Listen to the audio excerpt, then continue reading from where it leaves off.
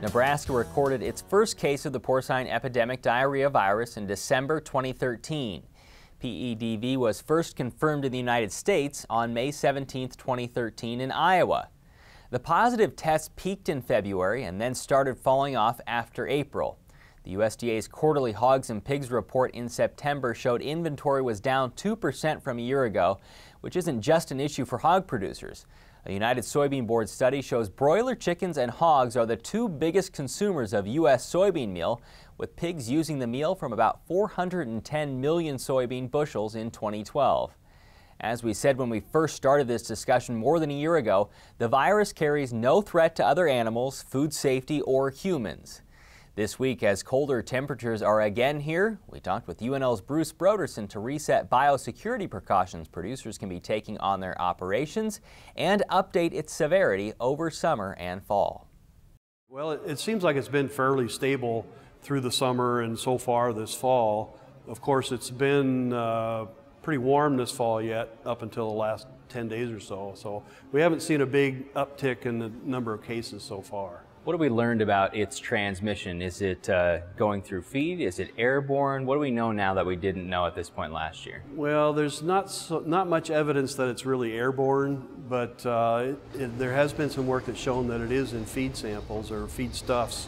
So have to be careful about the kind of feed stuffs that you're using and you know, those types of things anyway. Has the industry been able to get a handle on death loss, or is it about 100% if you manage to get it in your herd? Well, in those herds that are totally naive, why there's going to be pretty much 100% death loss in pigs that are less than a week of age.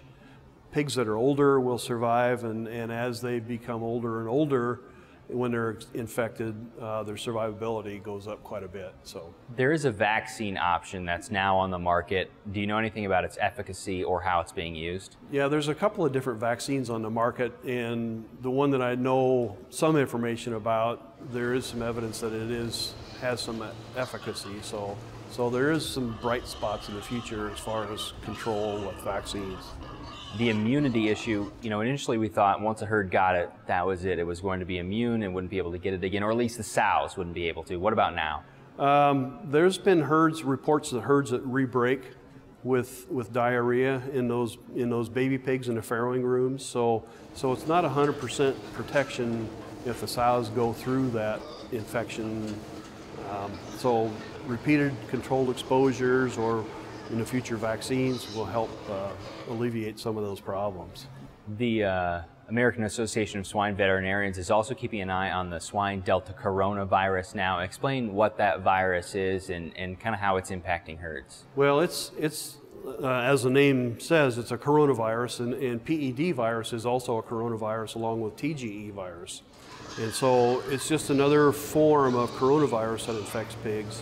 It doesn't seem to be as virulent as PED virus in terms of the amount of mortality is concerned. So, you know, it might not be 100% mortality in those very young pigs that get exposed. You're doing some work with some other universities around the Delta coronavirus. Tell me about that. Yes, we were able to get a grant through the National Pork Board in conjunction with Kansas State and South Dakota State universities. And so we've done an experimental infection and been pretty successful in reproducing the disease. And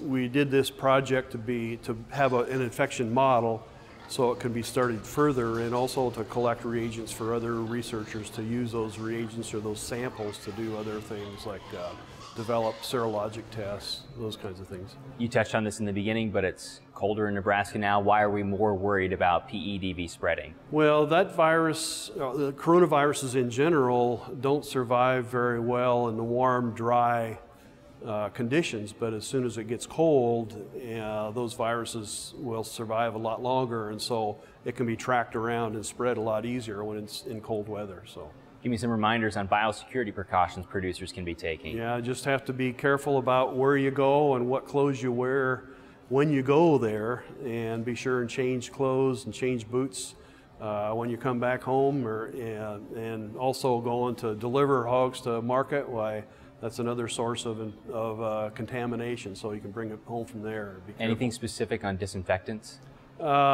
Just the disinfectants that are typical, like one-stroke environ is a common one that's effective against coronaviruses, and of course bleach works very well too.